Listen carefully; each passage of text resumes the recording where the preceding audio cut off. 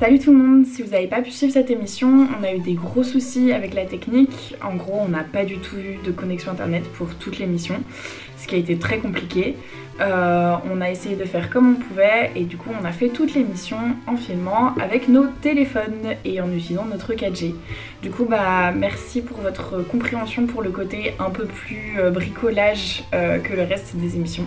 Mais j'espère que ça vous plaira quand même. On voulait quand même vous présenter les sujets qu'on avait préparés avec amour et beaucoup d'attention. Merci pour le soutien, à plus. Salut Chloé. Hello. Bienvenue sur la chaîne d'Office. Sur ce superbe plateau. Ouais. Le plateau est très stylé en vrai. Bon, malheureusement, du coup, on n'a pas le superbe fond parce qu'on avait changé de fond. C'est aussi. vrai On avait Par rapport à la dernière fois, à la semaine passée. Non, okay. Depuis le début en fait, on a changé j'ai vu la semaine passée. Alors, désolé pour nos viewers, on avait une surprise pour vous, une petite nouveauté, mais ce sera pour la prochaine fois. On regarde ça pour tease. C'est pour que les gens reviennent, tout est calculé. Mais voilà, système D, et puis on t'a pas eu quand même. Ouais, c'est super gentil en tout cas pour l'invitation. Mais avec plaisir. Donc pour ceux qui ne connaissent pas Chloé, elle est streameuse. On peut la retrouver sur Twitch. Aline n'est pas là, mais j'avais mis le lien sur le Notion de ta chaîne pour les gens. Elle l'a mis, il est dans le chat. Yes. Super, merci beaucoup. Voilà. Et si on a voulu inviter Chloé aujourd'hui. Salut Ned, bisous. Au revoir Ned. Si on a voulu t'inviter aujourd'hui, c'est pour aborder quelque part le stream en Belgique parce que c'est quelque chose qui est un peu plus restreint que le stream en France sur Twitch. Petit, hein. Et puis aussi pour parler de streamer parce que tu es fondatrice de cette communauté, on en parlera tout à l'heure. Mais pour commencer, est-ce que tu peux nous expliquer ce que tu fais sur Twitch? Ce que je fais sur Twitch, donc moi je suis en live tous les matins. Je sais pas si je vous parle à vous, si je parle à la cam. Mais, je ferais bien un zoom, mais je suis un peu limité par. Ok, je vais essayer de faire les deux du coup.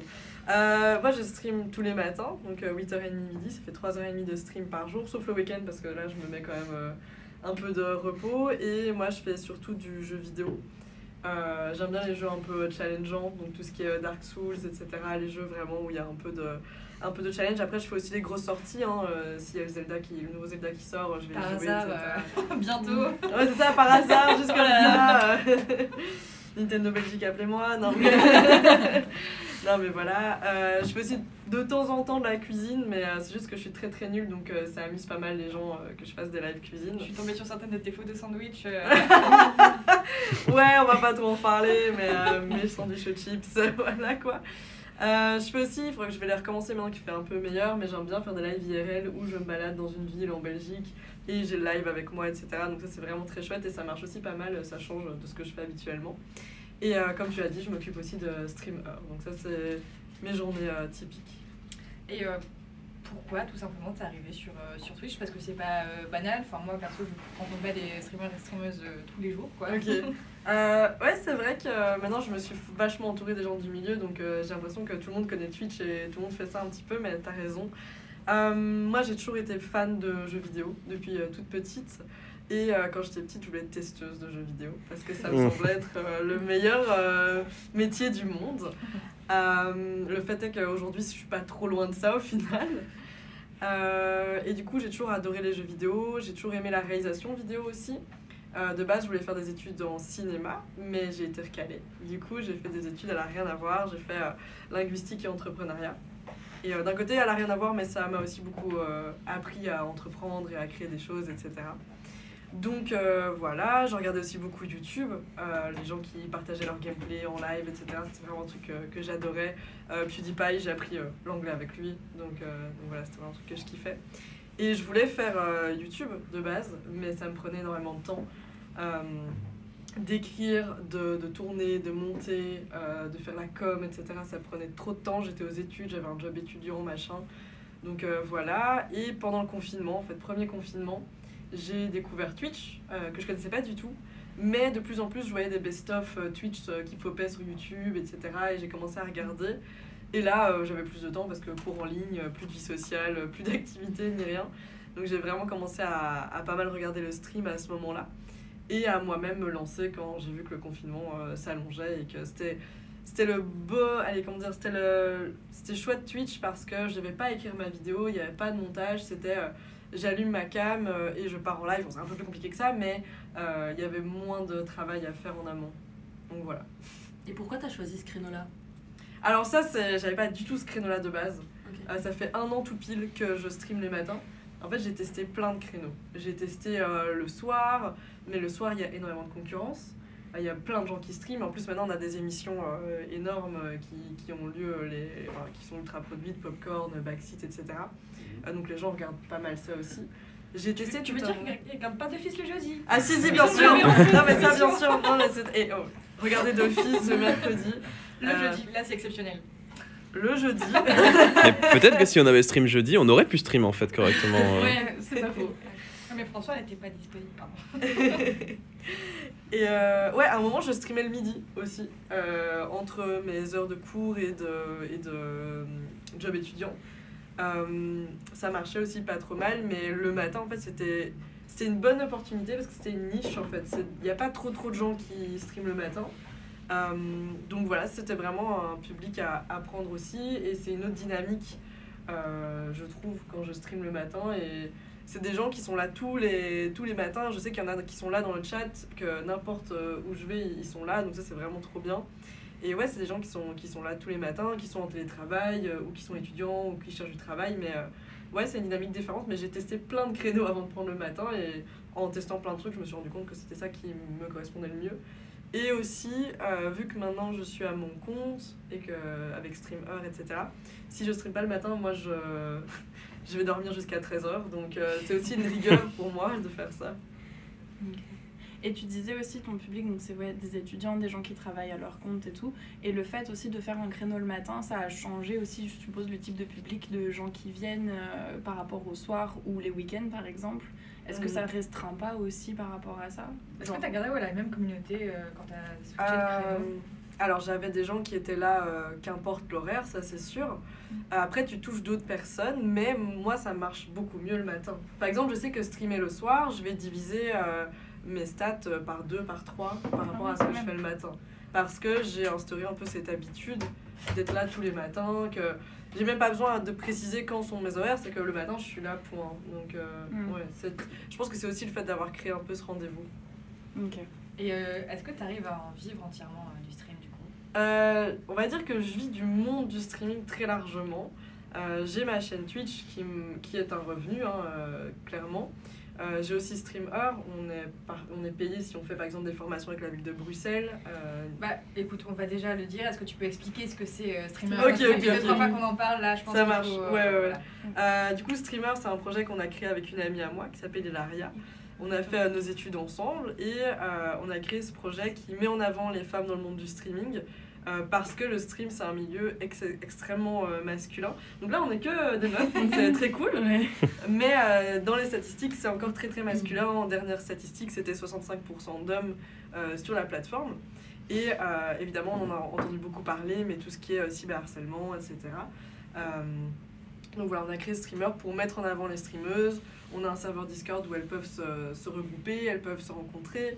Elles peuvent créer des petites soirées jeux entre elles, on fait des tournois de jeux vidéo, on a fait des événements caritatifs, on fait des formations avec la ville de Bruxelles pour tout ce qui est se lancer dans le stream, mais aussi sur les réseaux sociaux, parce que généralement on a Twitch, mais on a d'autres réseaux qui vont avec. Et voilà, en gros.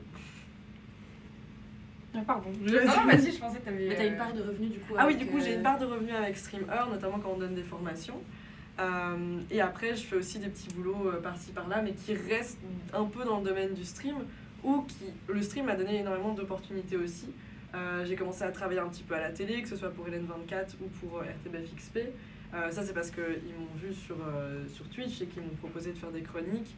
Je travaille dans le milieu un peu plus professionnel du jeu vidéo, beaucoup dans tout ce qui est jury, pour les appels à projets de financement de studios de dev, ou tout récemment pour les Belgian Game Awards. Donc tout ça c'est des revenus supplémentaires également.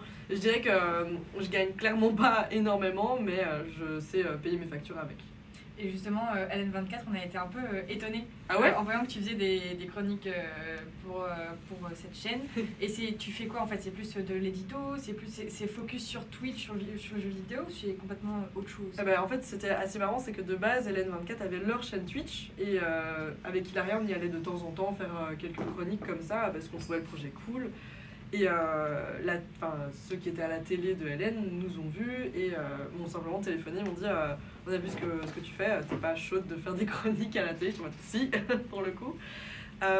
Et donc moi je m'occupais, parce que pour l'instant je travaille plus trop avec eux, mais je m'occupais de tout ce qui est actualité numérique, tout ce qui se passe sur internet ou dans la tech, etc. Je proposais quelques sujets d'actu dans les derniers jours et on me disait ok, ce sujet-là ça correspond bien à l'édito, et je faisais une chronique qui durait entre 5 et 10 minutes. Et moi j'ai une question là qui me vient, il y a beaucoup de gens qui disent Twitch ça ressemble de plus en plus à la télé, qui comparent Twitch à la télé, etc. Est-ce que Twitch c'est la nouvelle télé ou pas?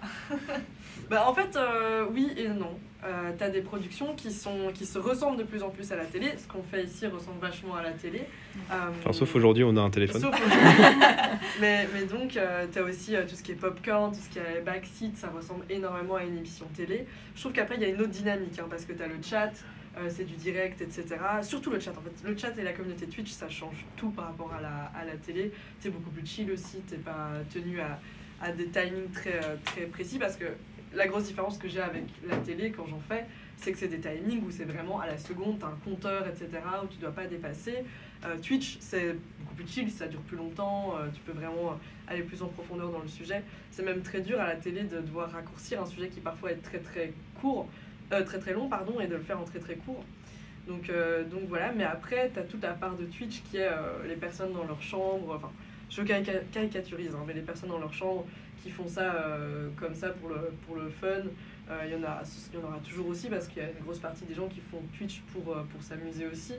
Donc tu as les deux parties de Twitch où c'est très développé d'un côté, très professionnel, et puis la partie un peu plus chill qui est aussi là et qui restera aussi. Je suppose qu'entre la télé et Twitch, tu n'as pas le même langage non plus, tu parles pas de la même façon. Ouais, non, quand je m'entends... je m'entends prendre une voix quand je suis à la télé, je suis insupportable, quoi. J'essaye de bien articuler, de faire attention à ce que je dis. Et puis, même nous qui avons fait des exercices télé et Twitch, on s'est dit, Twitch, on peut parler comme on parle entre nous, quoi. C'est ça. C'est ça.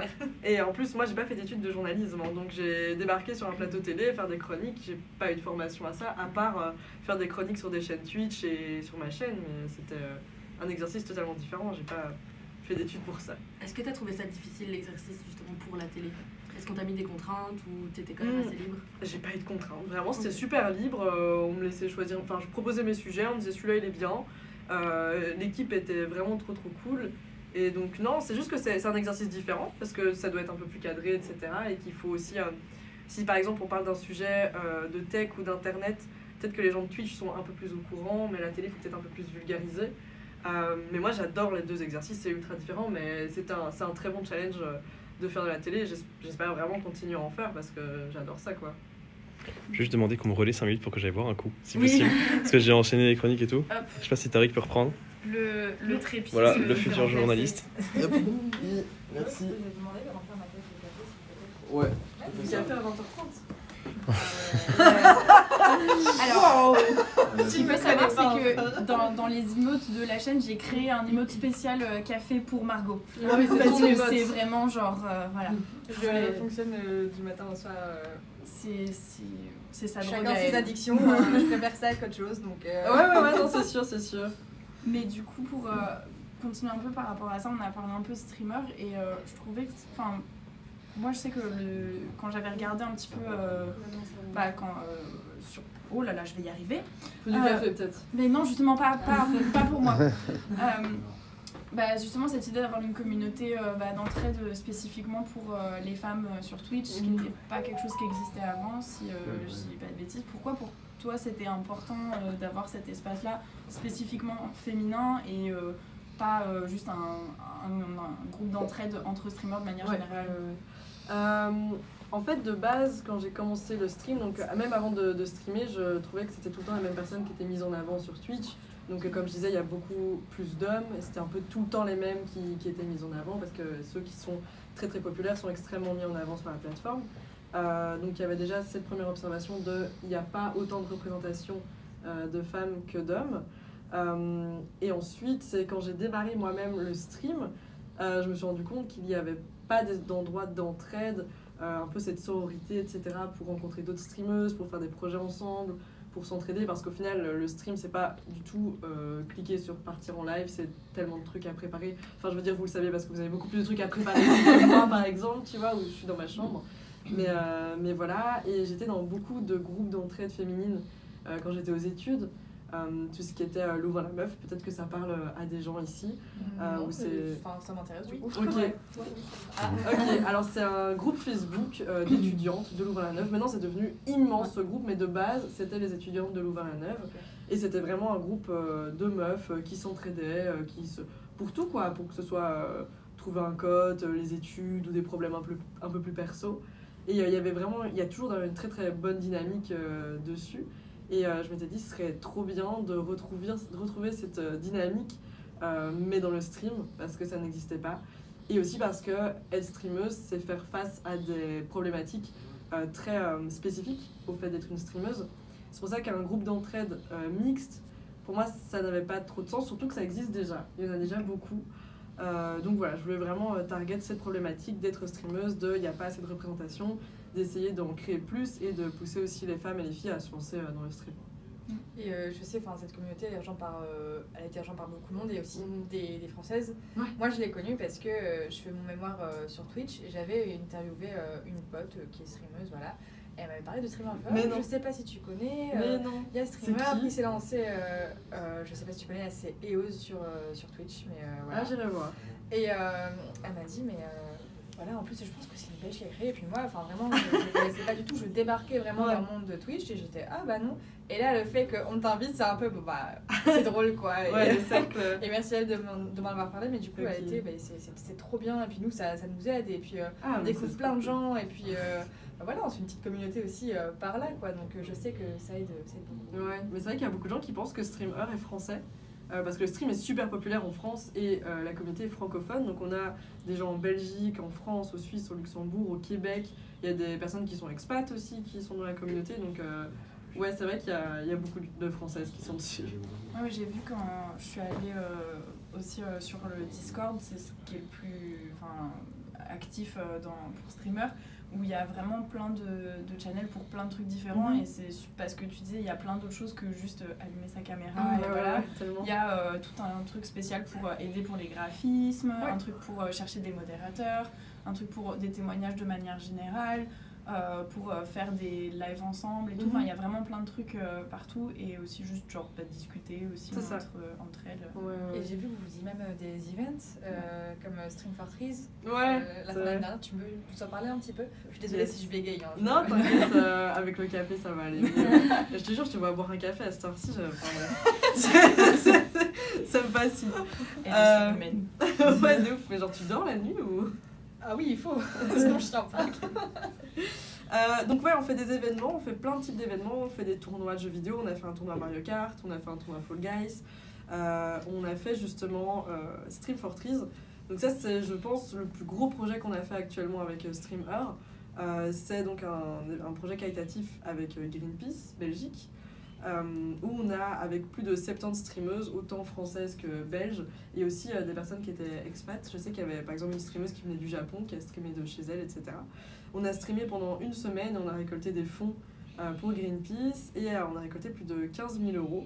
Et avec ces 15 000 €, on a planté 300 arbres à Bruxelles. Et c'était trop bien parce que les streameuses qui étaient dispo sont venues sur place le jour de la plantation, c'était en novembre. Donc il pleuvait, il y avait de la boue, etc. Mais c'était très drôle. Tout le monde est tombé malade, mais ça laisse des souvenirs. Ouais, ça laisse des souvenirs, c'était très chouette. Et du coup, on a planté 300 arbres ensemble avec les streameuses, on était en live, etc. Donc au téléphone aussi. Comme quoi, hein. Avec un truc. Eh ben, j'avais pris mon adaptateur, enfin mon stabilisateur, mais j'avais oublié le truc pour le clipser. Donc, donc voilà. Ça fait les bras, c'est pas grave. Ouais. Mais voilà, c'est vrai que c'était le plus gros événement, je pense, qu'on a fait avec Streamer, c'était celui-là. Et tout à l'heure, tu as dit que voilà, Streamer, c'était dans le but de créer une communauté féminine autour du stream. Mais ma question, c'était, est-ce qu'il y a des difficultés? Je suppose que oui, mais quelles sont les difficultés à être une femme sur Twitch, en fait? En fait, t'as plusieurs difficultés qui sont vraiment spécifiques à être streameuse. Pardon. Déjà... Merci, caméraman. Est-ce que tu peux arrêter de respirer, s'il te plaît ? En tout cas, tu t'appuies sur la caméra, par contre, je sais pas si c'est une très bonne idée. Ouais, t'inquiète. Oh, c'est Ouais, pas ça grave. va, ok. C'est juste que je la vois faire ça, donc ok, d'accord. Non, je me tiens C'est là, pour stabiliser. Ok, merci. Pardon. T'inquiète. J'essaie de retrouver mes esprits. Du coup, oui, t'as déjà un gros syndrome de l'imposteur avant même de commencer. Il y a beaucoup de meufs qui ont du mal à se lancer sur Twitch parce que elles se disent qu'elles sont pas légitimes, qu'elles n'ont pas leur place, etc. Ou qui ont peur de se faire harceler parce qu'avec tout ce qu'on entend, etc. Donc il y a déjà cette première difficulté, c'est même de débuter. Juste débuter, c'est déjà une difficulté en soi. Même moi, je pense que j'aurais commencé bien plus tôt si j'avais pas toutes ces pensées de oh, je vais me faire juger, il y aura du harcèlement, nanana, etc. Donc voilà. Ensuite, il y a très peu de représentation. Donc ça aussi, c'est un frein à se lancer parce que généralement, on aime regarder des gens qui nous ressemblent ou qui ont des valeurs communes avec nous, chez qui on peut s'identifier. Donc évidemment, si c'est que des mecs, peut-être qu'on aura plus de mal à s'identifier, à vouloir se lancer soi-même. Alors que s'il y a plein de streameuses variées, on va se dire « Ah, mais elle, ce qu'elle fait, en fait, je kiffe trop et moi aussi, j'aime faire ça. Peut-être que moi aussi, je pourrais partager ce qu'elle fait. » Donc il y a ça. Il y a aussi tout ce qui est cyberharcèlement. Malheureusement, il y a eu beaucoup de témoignages de streameuses qui ont parlé de tout ce qui se passait sur Twitch. Ça touche à tout niveau, hein, que ce soit très très grande streameuse, wide streameuse ou plus petite streameuse, malheureusement ça touche énormément de gens. Donc ça aussi c'est assez spécifique et voilà, tout ce qui peut être aussi des remarques que tu peux te prendre en live qui vont être visées sur le fait que tu es une streameuse, donc typiquement tout ce qui est ton physique, etc., etc. Donc ça c'est assez spécifique au fait d'être une streameuse. Ouais, il y a plein de trucs comme ça, avec aussi pour les streameuses aussi qui vont jouer en ligne ou en coop ou ce genre de choses, si elles arrivent dans un channel où il faut parler, dès qu'ils entendent que c'est la voix d'une meuf, tu vas avoir des trucs, des commentaires désobligeants, genre Retour à la cuisine, là tu l'as vu là. Voilà, mais que soit soit des Counter Strike là. insultes, et après, ou aussi, des fois c'est peut-être plus insinueux, j'ai l'impression, c'est peut-être pas le bon terme. Insidieux. Je ne Mais sais j'ai plus. un autre mot, c'est pas grave. C'est caché. Voilà, non mais de trucs des gens qui veulent potentiellement bien faire mais qui veulent t'aider ou ce genre de choses, genre faire beaucoup du backseat par exemple. Le backseat est extrêmement présent quand on en t'es parlait. une femme. Ouais, on a beaucoup parlé avec quand t'es une femme. on en parlait en talk show pour Streamer justement, et effectivement on remarque, on n'a pas de statistiques parce que c'est ultra dur à quantifier, mais effectivement il y a pas mal de streameuses qui trouvent qu'il y a plus de backseat quand t'es une femme que quand t'es un homme. Peut-être Peut-être définir expliquer ce que c'est le backseat. Alors le backseat c'est vraiment le fait de vouloir diriger le live, c'est très spécifique aux jeux vidéo pour le coup. C'est par exemple, imaginons qu'on est bloqué dans une énigme, par exemple dans un jeu, ça va vraiment être le fait de dire fais ci, fais ça, tu devrais faire comme ci, tu devrais faire comme ça.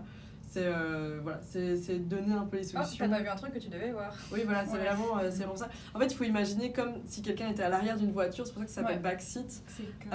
Et quelqu'un qui te dit en mode tourne à gauche, tourne à droite, tu devrais aller plus vite, moins vite. Voilà, c'est un peu comme ça quoi. Ouais. Ou des gens qui vont aussi, par exemple, spoiler, si jamais c'est un jeu à histoire, spoiler ce qui va se passer avant que tu le fasses, en disant ah non, mais oublie pas, il y a tel truc à tel endroit, si tu vas en avoir besoin plus tard. Alors que peut-être, des fois, ça part d'un bon sentiment où les gens veulent aider, mais après il y a aussi le truc, ça gâche aussi un peu l'expérience de jeu. C'est ça. Puis c'est aussi le fait de galérer dans un jeu, c'est ça qui est fun aussi de voir en live quoi. Si tout est super facile, bon c'est un peu moins drôle. Mais ça du coup ce serait super intéressant de faire je sais pas des analyses de live pour voir s'il y a vraiment plus de backseat. Ce serait grave bien, mais c'est peut-être un peu une forme de mansplaining du coup. Enfin après je m'avance moi là-dessus, mais je sais pas justement, c'est pour ça que pour vos analyses on peut pas dire. Tu pourrais faire des analyses, après ça serait très compliqué parce qu'il faudrait vraiment reprendre à la main les commentaires, etc. Tu sais pas ce que je fais pour mon mémoire. Margot fait ça pour son mémoire. Ah ouais, on en discutera après parce que pas de soucis. Pas de soucis. Et puis sur Twitch, faites gaffe sur le chat. Ça reste des pseudos, donc c'est pas trop cis et derrière non plus, donc mansplaining c'est quand même fort lié à la masculinité. Est-ce que tu sais si ce sont des hommes, des femmes, des personnes non binaires? C'est très dur à dire parce que ça reste des pseudos. Alors il y a Elisa qui nous dit en vrai il y a aussi des backseats sur les streams chants. Oh what? Alors je serais curieuse de comprendre ce commentaire. Comment ça fonctionne ça? La phrase C'est genre, d'après? Il faudrait que tu montes à l'octave au-dessus parce qu'elle est plus sympa. Waouh. Attention. Alors oui. juste, je viens de dire qu'on a quand même énormément de commentaires dans le chat, on les a pas trop lus depuis le début de l'interview, Oui. mais il y a Elisa qui nous dit que c'est quand même cool en fait de voir le plateau nu, on va dire, voilà, tout tant mieux si ça vous fait plaisir. Le joli fond vert. Je voulais aussi souligner un autre commentaire, je sais plus de qui, désolé si je dis pas ton pseudo, mais qui disait ça change de voir Chloé en entier.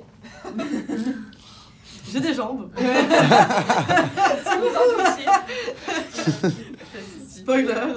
Mais non, mais Elisa, qu'est-ce que t'entends par backseat de stream de chant? Enfin, Elle a dit oui, c'est ça, donc c'est vraiment genre chante comme ci, comme ça quoi. Ah, ok, Mais quelle d'accord. horreur. La vache. Ok. Ok. c'est- Ah, ok, merci. Ouais. Et ouais, donc genre fais à l'octave ou je sais pas quoi, rajoute des tierces. Je dis ça, je suis pas du tout musicienne, j'y connais rien. Mais ouais, ça doit être pas. Moi, j'avais une question. Dis-moi. Pourquoi Reine des Pigeons?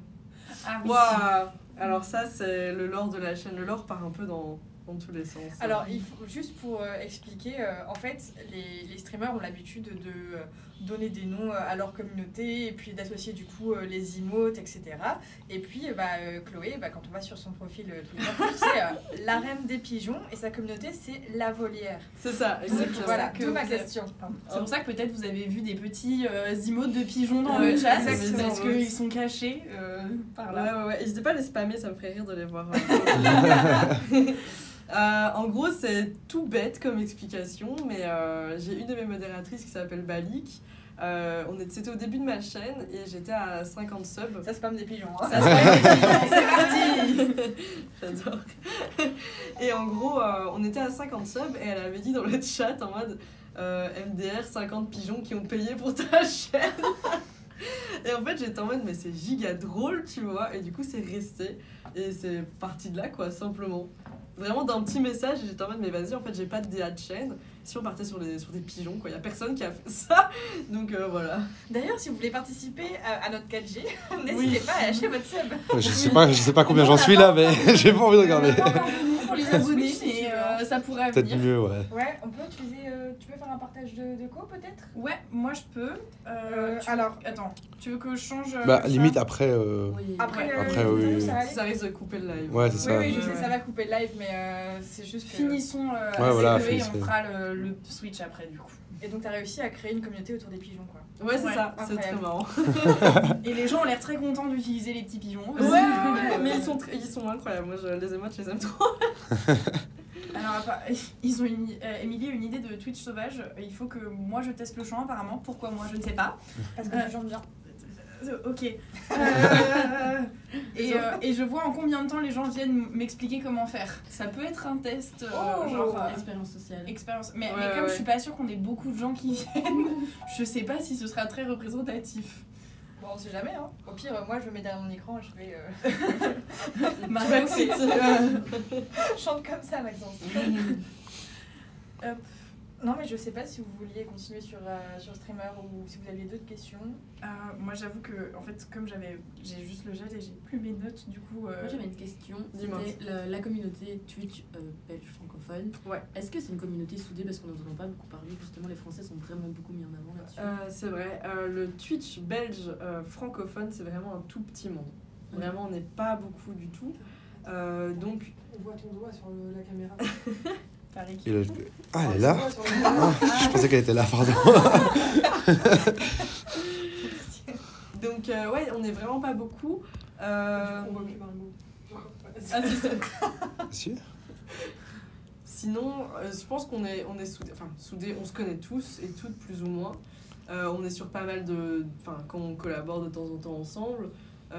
Mais voilà, quoi. C'est vrai que c'est peut-être un peu... Ce qui est différent, je pense, de la France, c'est qu'en France, tu as des grosses agences qui regroupent beaucoup de créateurs et créatrices sur Twitch, ce qui n'est pas encore vraiment le cas ici en Belgique. Il y en existe des agences Oui, en Belgique il y a des agences d'influence, mais qui se concentrent que sur Twitch, non pas vraiment. Ah ok. Ouais, Oui, il y en a pour Gaming, Instagram, etc. Il y en a pour, pour qui gèrent Insta, TikTok, Ouais. etc. Il y en a beaucoup en Belgique.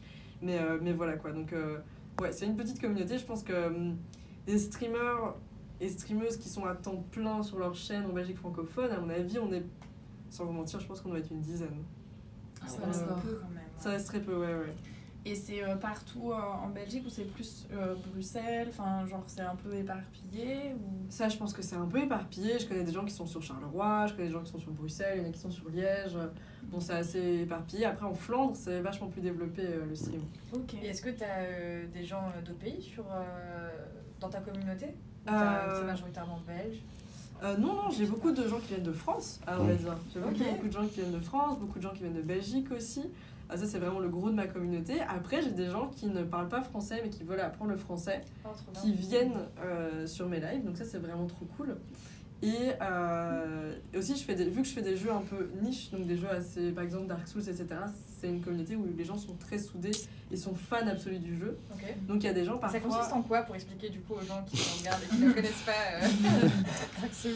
Et Les jeux les plus compliqués. Bah après, toi, avant de regarder Chloé, je connaissais pas non plus. Donc, Alors, les Dark Souls, c'est des jeux qui sont considérés comme les jeux les plus difficiles qui existent, mais au final, c'est pas si dur. C'est beaucoup d'apprentissage, mais donc le but, c'est des jeux solo, donc c'est pas en ligne, où on crée son personnage et on est lâché dans un monde. Il y en a plein. Il y a Dark Souls 1, 2, 3, il y a Elden Ring, il y en a 7 jeux au total. Et le but, c'est vraiment d'avancer dans le niveau, de battre des monstres et d'arriver au boss qui est très compliqué. Généralement, on l'apprend limite par cœur et de tuer le boss et de passer à la suite. Donc c'est vraiment ça. Ça semble très classique dit ainsi, mais c'est très compliqué parce qu'on meurt beaucoup. Pour donner un ordre d'idée, j'ai fait le 2, j'avais fait un compteur de morts où je rajoutais une mort à chaque fois. Je l'ai terminé avec 1300 morts, quelque Wow. chose comme ça. faut être Ouais. persévérant. Ouais. Après, j'ai joué une centaine d'heures dessus. Hein. Donc, Encore le Voilà. speedrun de tous les Dark Souls. speedrun, un moment, j'y ai pensé de speedrunner un Dark Souls, puis je me suis dit Est-ce qu'on non. peut expliquer ce que c'est? Ouais. Alors, dis-moi Jamie, qu'est-ce que c'est un speedrun? le speedrun. En N%. Ouais, c'est ça. On peut aller jusque-là. Donc, le speedrun, c'est comme le nom l'indique, c'est de finir un jeu le plus vite possible. Et il peut avoir plusieurs objectifs. Parfois, c'est atteindre un certain boss le plus vite possible. T'as différents types de speedrun. Ça peut être le fait d'utiliser des glitches, donc des bugs du jeu, etc. Et de pouvoir terminer le jeu très très vite. Parfois, il y a des jeux qui se finissent en 2 minutes grâce à un bug. Ou alors, on n'utilise pas de bug et on le fait vraiment normalement, je dirais, mais juste très très vite, quoi. Ouais, je me souviens, j'avais regardé pendant les confinements, j'étais tombée dans un truc où je regardais plein de speedruns de Zelda Breath of the Wild. Ah, c'est Et genre incroyable. les techniques qu'ils développent, Ouais. c'est un truc de malade. Ils utilisent des bombes pour se Ouais, propulser ouais. et genre c'est fou. Vraiment. C'est trop bien, c'est- Ponce qui se bute là sur Mario Il là. avait, ouais. Il avait fait Zelda aussi, je pense. Oui, Ouais. l'année Il a dernière, fait- c'était le premier du coup qu'il avait fait. Mais, ouais. Et du coup aussi, il y a des streamers qui sont spécialisés dans le speedrun Bien sûr. là-dessus, où ils vont, genre littéralement c'est des experts du jeu. Il y en a, ils ont des records de je suis la personne au monde qui a fini le jeu le plus rapidement possible. Exact. Bah, justement, sur le live de Ponce ce matin, qui aujourd'hui speedrunnait Super Mario Odyssey, il était avec F, expert du speedrun, et il expliquait qu'au début sur Twitch, c'était essentiellement des gens qui faisaient du speedrun. Pour enregistrer Et, leur run. oui, c'est ça. Ouais. Et à partir du moment où tu as le just chatting qui est arrivé, il y en a eu beaucoup moins et ça s'est beaucoup plus diversifié dans le contenu, etc. Ouais, mais ouais. c'était essentiellement du speedrun pur et du speedrun au tout début. Twitch. Ça Je vais y m'étonne arriver. pas en vrai. Et je pense que le speedrun revient un peu à la mode Mhm. avec Speedon notamment. Le speedon C'est vient de un- finir là, ouais. Speedon, c'est un événement caritatif qui est créé par Mister MV, c'est un des plus grands streamers français, pardon, excuse-moi.